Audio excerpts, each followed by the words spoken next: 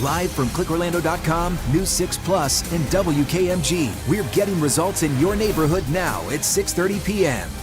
Now at 6:30, a semi-truck driver spotted firing shots at another driver on I-75. How this big rig's own cameras helped land him behind bars. Plus, tons of unanswered questions as a woman missing since Monday was found pounding for help from inside a shipping container. Wild story there. Good evening. This is News 6 at 6:30, getting results. Thanks for joining us here live on News 6 Plus. I'm Justin Warman. And I'm Ginger Gadsden. A frustrated family is out of thousands of dollars. They say a power line problem zapped their dishwasher, pool, and more. You believe OUC is responsible. I do. I pay my power bill every month. It's OUC's responsibility to get the power to me. News 6 investigator Lewis Bolden looks into what caused an electrical problem and why OUC leaders say they're not to blame.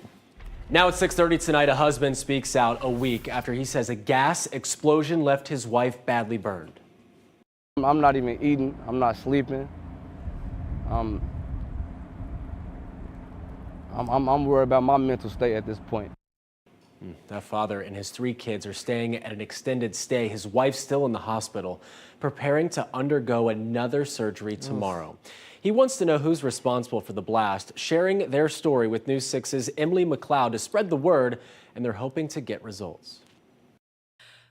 Mike and Isha Moore, along with her husband Raven Fondia and their 3 kids, moved down to Florida 2 years ago for a new beginning. It was an exciting time for the family until the unthinkable happened. She returned home at 9:28, and the gas pipes exploded about 5 minutes later at 9:33. Mike and Isha was critically injured in a possible gas explosion at their apartment last Friday. Raven says he was at work at the time, and his boss brought him to Orlando Regional Medical Center. When I saw her, it tore me down. I don't want to say much just in case my kids come across this footage, but it's severe. It's severe, very severe. I had never seen anything like it in my life, and the first time having to see this being my wife, I'm not even eating. I'm not sleeping. I'm worried about my mental state at this point. Last week, we spoke to residents at Woodhill Apartments who told us they've dealt with gas-related issues in the past. We asked Orange County Fire Rescue about this, and they tell us there have been 4 calls to Woodhill Apartments where a gas odor was reported from January 1st, 2023 to March 5th of this year. They also pointed out this does not mean a gas odor was detected or confirmed. I need somebody held accountable. I can't say who. I'm not going to sit here and say who. I need somebody held accountable. She was home alone when this happened, and it wasn't her fault. Fondia says they've reached out to local resources for help, but so far, he says no one has returned their calls. Now he's temporarily living in an extended stay with his 3 boys. They've lost everything. And on top of that, they don't even know the full story about their mom yet. That's the most hard thing on me right now. I haven't found the strength to let them know the full story. They know she's hospitalized, but they don't know the full story. Moore's mother, Latrice Moore, flew down from Chicago with nothing but the clothes on her back when she heard the devastating news. I thought I was gonna be able to walk in there and she was gonna be okay. I walked in there and I seen her. I was like, I couldn't even see her. Her head was like a basketball. She's swollen. I can't even look at her. And she want me there. She want me there and I can't do it. I'm trying to get the strength because I know she want me there. Latrice says right now they're trying to help Raven and her 3 grandkids, whether it's finding a place to stay or finding new clothes. He went to the store and got garbage bags because the apartment was open. He went in there digging through the clothes. Well, all these bags, and I'm like, Moon, you gotta make sure they don't smell like smoke. You can't put them clothes on them if they smell like smoke or gas. And he's like, I know, Mama, but I gotta have something to put on my kids. In addition to reaching out to Woodhill Apartments after the initial possible explosion, we reached out again today and they declined to comment. Now, her family tells us that Mike and Isha could be in the hospital for the next 4, 5, or 6 months. And as we said earlier, she's preparing for another surgery on Friday. Her family has set up a GoFundMe. If you're interested in donating, you can find that link in this story on the homepage of clickorlando.com. For now, reporting in Orange County, I'm Emily McLeod, getting results, News 6. Just a horrible story. Feel for that family. As you can see from that story, the family could really use your help. As Emily mentioned, take out your phone, open up the camera app, scan the QR code here on your screen, and then click the link. That'll take you to our story on clickorlando.com that Emily just mentioned. There you will find the family's GoFundMe page so you can help them out, donate, and get them back on their feet. Developing tonight at 6:30, a story that will have many of you talking. A woman reported missing in Cocoa on Monday was found just hours ago inside a shipping container, banging on the door for help. She was able to speak to news crews. So what happened? I don't know. I was in one place and I found in another. What a bizarre story. Cocoa police say 52-year-old Marlene Lopez may be dehydrated and was taken to be checked out, but otherwise she's going to be okay. A coworker reported her missing yesterday when she didn't pick her son up. Today, someone heard her banging on the door and unlocked that shipping container. Heard her knocking and then she come out. Yep. What'd she say? She's been missing for 3 days, so something else is going on. There's something more to the story. Lopez was taken to the hospital to be checked out. It was a road rage shootout on I-75 in Marion County. Deputies say 2 truck drivers fired shots at each other. The sheriff's office has now released dash cam video of what happened. It shows the shooting from one of the semis. Detectives say that driver, Dylan Belliston, first threw a water bottle at the other semi last weekend. The other driver took off without a confrontation, but Belliston caught up to the driver and fired 2 shots, then pointed another gun. The victim says he fired back in fear for his life. Deputies say that surveillance video led them to arrest this man, 43-year-old from Virginia. At last report, Belliston was still being held without bond. A home taped off, a 32-year-old man killed. Now more than a week after this scene in a neighborhood, police have made an arrest. We first told you about the investigation last week when the man's body was inside a home along McDermott Avenue off Fatzler and Croton Roads in Melbourne. News 6's James Sparvero is in that neighborhood with updates on the man police have in custody. I want to show you this picture of Kenny Johnson. He was 32 and worked in construction. His mom shared this photo with me. And when I talked to his mom here at his house on McDermott Avenue, she told me Kenny lived at this house his entire life. This is where his body was found, back on February the 24th. And since that time, police haven't said anything about how Kenny died. His mother tells me that the suspect police arrested today, Chase Michael Smith, was childhood friends of Kenny's. And when Chase needed a place to stay, Kenny let him live here. So next door to Kenny's house, I found neighbor Jeremiah here. You were very unsettled when you heard about the news a couple weeks ago, Jeremiah. How do you feel now, knowing there's been an arrest in this case? I feel a lot better knowing that it's not a mystery and that the community itself isn't in danger. It's still heartbreaking to hear that the family, they lost somebody right next door, but it does feel better that the police found somebody and at least we can get some answers and feel safer. This really affected the neighborhood, a lot of families here. Yeah, it turned the street into a ghost town. I mean, I remember the kids riding their bikes and playing, and then as soon as that happened, this was a ghost town, you know. Smith, the suspect, was booked in the county jail today at noon, and tomorrow he'll face a judge on his first-degree murder charge. Friday could also be when police release his arrest affidavit. That would tell us how Johnson died. In Melbourne, Brevard County, I'm James Sparvero, getting Results News 6. New plans for an old school have neighbors unhappy with Volusia County school leaders. Now, we're talking about what used to be Osceola Elementary in Ormond Beach. It sits at the end of Osceola Avenue off A1A. It closed about 3 years ago. But neighbors say they were blindsided by plans that have already passed, allowing schools for troubled kids and teens to move in. They shared their fears with News 6's Molly Reed. Well, the school district says this is a done deal. This campus that used to be the Osceola Elementary School will become the Riverview Alternative School. But the city and residents around here are worried about the safety and security of an alternative school near them and don't think the school district did enough to communicate with them about it. It's a major safety concern. If they put in more security at this campus, would you feel better if this still went through?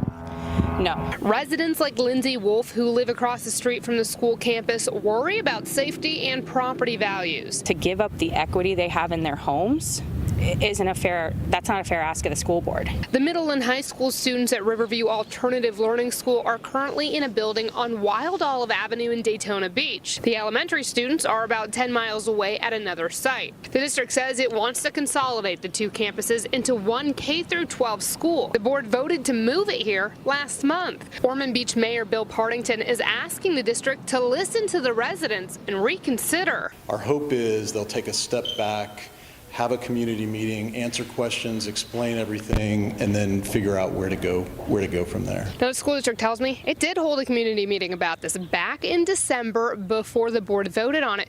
But a board member tells me that the message about that meeting only went to the school families, not the residents around here. The district says it will hold another meeting soon to explain what's going on, but again says this is a done deal. It's just a common courtesy to check with us first for input and let us know what's going to happen so we can be prepared for that. Now, the majority of the students will be bused in. The district tells me it also says that it's trying to schedule that community meeting for a day within the next few weeks. In Ormond Beach, Volusia County, I'm Molly Reed getting results, News 6. Tonight, state lawmakers have passed a bill aimed at getting safety results. It was prompted by a News 6 investigation into batteries used in everything from power tools, cell phones, to electric cars. They can catch fire, even explode. And our investigation revealed there are no rules currently for safely storing lithium-ion batteries in Florida. So this bill would allow the state fire marshal to put rules in place. State Senator Linda Stewart of Orange County spoke in favor of the measure last night. We've had a lot of fires and a lot of real property damage because of the lithium battery issues. Now, the bill also adds safety measures for firefighters who respond to these fires. And you can watch Eric Sandoval's investigation at clickorlando.com. We will let you know if the governor signs that bill. Yeah, also headed to the governor's desk, a revised bill banning social media for all kids and many teens is on its way. If the governor signs it, Florida would have the most aggressive restrictions in the nation. Now, there are some big changes from a bill he vetoed just last week because even though it technically bans accounts for kids under 16 and would require companies like Facebook, Instagram, and X to delete existing accounts, parents would be allowed to give permission for 14 and 15-year-olds to use social media sites. Those companies could face lawsuits and fines if they do not cooperate. Supporters say the restrictions could improve mental health for many kids. So we're asking what you think on this new version of the bill. Do the changes allowing parents to approve accounts for 14 and 15-year-olds make a difference? Well, tonight's question of the day, do you support plans to ban under 14 from social media? You can weigh in right now at clickorlando.com/react. So far, it's a bit split. 40% say yes, it is a good idea. 60% say no. Again, you can cast your vote now at clickorlando.com/react. And if you have your phone handy, just open up your camera app, scan this QR code here you see on your screen. That link will take you to the poll so you can vote. We'll have the results for you tomorrow night right here at 6:30. The social media ban is also one of the top trending stories right now on clickorlando.com. Also trending, a new look at some of the best places to live in the nation. Several Central Florida cities made that list as well. This year, U.S. News and World Report names Green Bay, Wisconsin as the best place to live in the nation. I'll take your word for it. I'll take your word for it. Alabama, Huntsville, Alabama, number 2. All right. This list is broken. It is broken. Sarasota is the top city in Florida, number 5 in the nation. So here in Central Florida, Melbourne came in at number 15. Praised for an especially low sales tax and somewhat lower home prices, not to mention the Vieira wetlands. By the way, Daytona Beach came in 7th in Florida, 49th in the nation. It's a couple of spots higher than Orlando, which was the 8th best place to live in Florida. Ocala rounds out the local cities on the list, named the 67th best place to live in the nation. Green Bay? Green Bay, Wisconsin. Okay, so our final top trending story of the day, move over I-4 eyesore. There's a new site that has people talking a little south of there. All right, so the headline, News 6 and Click Orlando digital producer Anthony Talcott asked, what's that new crazy cool looking building next to I-4 Cool in looking Eatonville. Okay, cool That's looking is a bit of a subjective. The colorful structure is going up near Eatonville. Yeah, there it is. Eatonville's border with Winter Park. It's the future home of a data center company called Hoston. Some say it looks like a spaceship, and that's not an accident either. Its CEO told Anthony, quote, "We wanted to make sure to build a very iconic design." Nailed it. He calls the 100,000 square foot building the Supernova. It's 7 stories with a terrace on top. The building is years behind schedule and $18 million over budget. This sounds familiar. It should be finished around June, though. He says the final cost is $58 million. I'm tired of hearing I-4 eyesore with the Majesty Building because that takes the cake. That is different. The Majesty Building is actually a good-looking spot. It's not bad. I don't think it's bad. Yeah. Well, you can check out all the stories trending tonight on the homepage of clickorlando.com. I think it's grown on us. It's been there so long. Maybe so. Also on our homepage, a great example of getting results. Whatever we have, whatever resources we have, whatever properties we have, we make available so that people can have a safe place to be. Weeks after fire damaged a homeless shelter, the Salvation Army is stepping up to help. Why the nonprofit is turning over its gymnasium to help 150 homeless men. But first, power pole vegetation, Tom? I'm all about it. Sorry. Light No, Orlando you're camera not. looking at downtown, a little bit of cloud cover, fog on the way. Temp's going to slide to about 64 degrees by midnight. Tell me about those power poles. All right. First, though, before we get to Tom's forecast, power pole problems zap a family's appliances. They're out thousands of bucks. Up next, News 6 investigator Lewis Bolden looks into what happened and why the power company won't help them. You're watching News 6 at 6:30 live on News 6 Plus. We're getting results in Apopka, Titusville, and all of Central Florida. We'll be right back. Brought to you by your local Toyota dealers. Toyota, let's go places.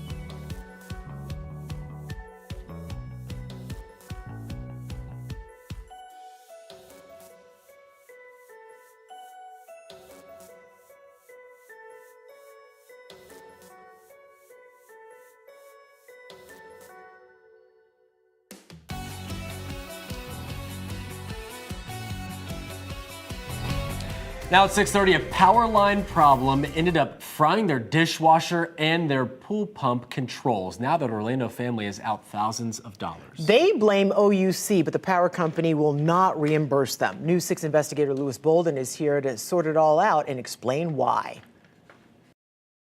So this is where the electrician came in. Joe Thompson says he called an electrician when the lights in his house started to flicker. Lights that were in parts of the house that were bright, some were dim. You open the refrigerator and the lights would dim. So all sorts of weird stuff was going on over the weekend. That's not one of your cheap ones either. It's, full stainless steel. The next morning, when his nearly new dishwasher started to smoke, This is the dishwasher. he knew there was a problem. This is what actually caught on fire. I think the smoke was coming from this being on fire. Not only did he lose his dishwasher, This is how it looks now. the control panel that operates his pool pump was fried too, This is what something went bad on it. as well as the LED light for his pool. This is the pool light that was ruined. OUC found the electrical issue was caused by Thompson's neighbor's bamboo plants rubbing against and damaging OUC power lines. Thompson filed a claim to be reimbursed for his appliances, but the claim was denied. The company wrote in this email, OUC does not assume liability for damage caused by private vegetation of any type. I was dumbfounded. I did not understand it because everything that I had ever seen or heard from the power company tells me that I'm not supposed to be pruning stuff under or adjacent to their lines for safety reasons. OUC went on to write in the email, though not required to conduct such trimming, OUC does offer customers the option to contact OUC and schedule trimming of problematic areas. But what complicates it even more is the power pole is not on Thompson's property. It's actually on his neighbor's property. Nothing on my side of the property was repaired. How is it my responsibility for stuff that's not even on my property? You believe OUC is responsible. I do. I pay my power bill every month. It's OUC's responsibility to get the power to me. Thompson says he is out of about $2,500 in losses. He says the only recommendation OUC offered was to file a claim on his homeowner's insurance. But with Florida's insurance climate, Thompson says he won't do it. I'm not going to file a claim for a couple $1,000s. It's not worth it to lose all of my insurance for the year. A spokesperson for OUC says the company offers customers the option to contact OUC by phone and online to request trimming. We will include a link and phone number with this story on clickorlando.com. Getting results, I'm Louis Bolden, News 6. That is so frustrating. It's an expensive frustration, too, because it's on the neighbor's yard. You can't just go. And he did nothing. No. He did not cause that, and yet he's out $2,500. Brand new dishwasher. Pool light is another. Oh, not only is that expensive, that is a pain to replace. Yeah, got to do it right. Yeah. Well, tonight, one of our favorite nonprofits is helping to get results for about 150 men who need a roof over their heads. The Salvation Army of Greater Orlando sent us this video as workers and volunteers set up cots for temporary beds in their empty gymnasium. And they're taking in homeless men nearly a month after fire damaged the men's shelter at the Coalition for the Homeless. News 6's Ezzy Castro has an update on the work that's fixing the building and why the Salvation Army stepped in to help. They are in need. They need space. We have it. We had to curtail some of our programs, but we are working cooperatively and collaboratively together to help each other. The move comes after the men's building on Terry Avenue caught fire last month, which damaged the kitchen and displaced more than 200 men who were staying there.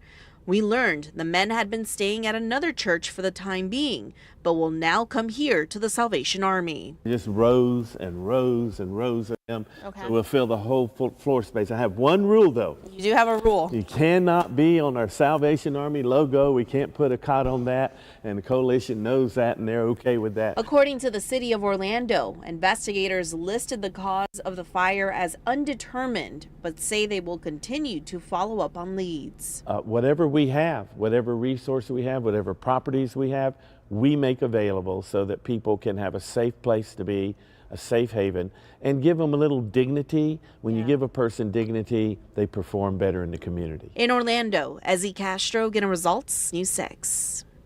Thank goodness. They do so much good in the community. They sure do. All right. Well, today was nice, Tom. My goodness. Really nice. Isn't it? Yeah. Tough to beat. Got that nice warm air. We got more warmth coming. We do. We have 83 today. Take a look at what's happening right now. Radar dry compared to last night, and dry all over until you get way out in the ocean. Big scattered showers are out there. None of those are coming inland, though. Everything here is dry and will remain that way tonight, but fog will make a comeback.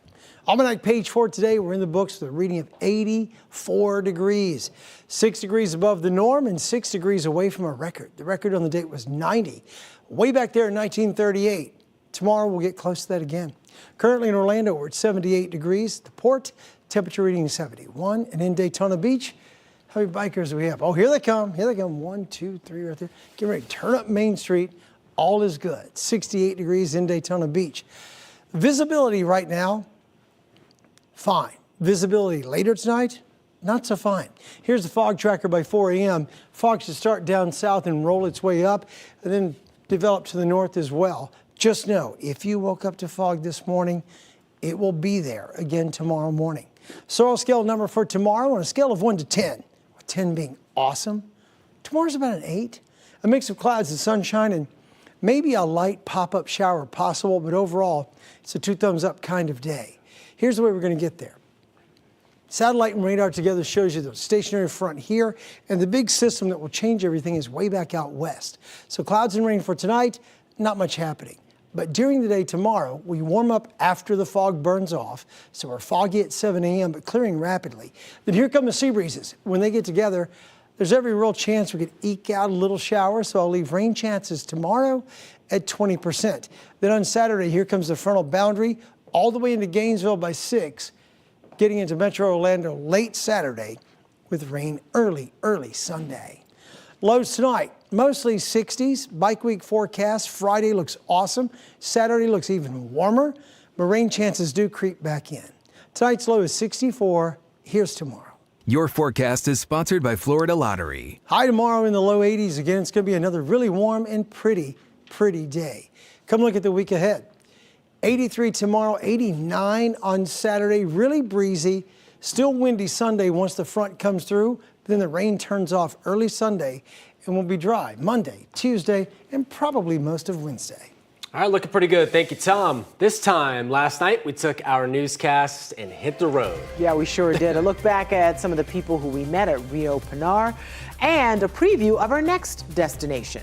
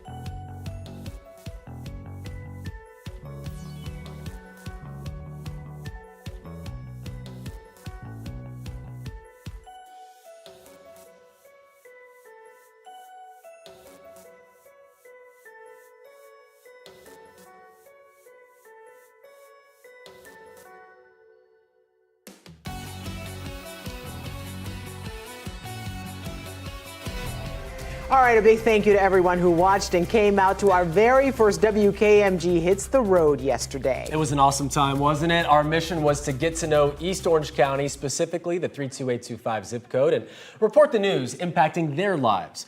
Next up, we're going to Seminole County, the 32771 zip code of Sanford, to be specific. Matt Austin has a preview. We're Sanfordites. It may not necessarily be the biggest town in the area, but it's a town full of heart. It's a town full of people that are willing to help each other. It's also home to some surprising wildlife. We actually have bull sharks in this river. They suspect that they come in to essentially give birth, and then they head back out to the oceans. History.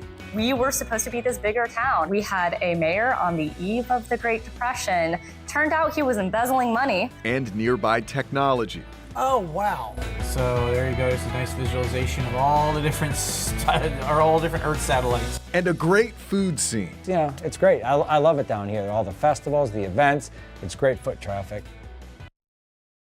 I love a good food scene. WKMG will hit the road to the 32771 zip code. Weigh in on what you think we need to know and what you want us to cover. You can do so by going to clickorlando.com/hitstheroad. Looking forward to it. Thank you so much for watching News 6 at 6:30. Stream News 6 online anytime on our News 6 Plus Smart TV app. We break news on clickorlando.com. See you tonight at 11.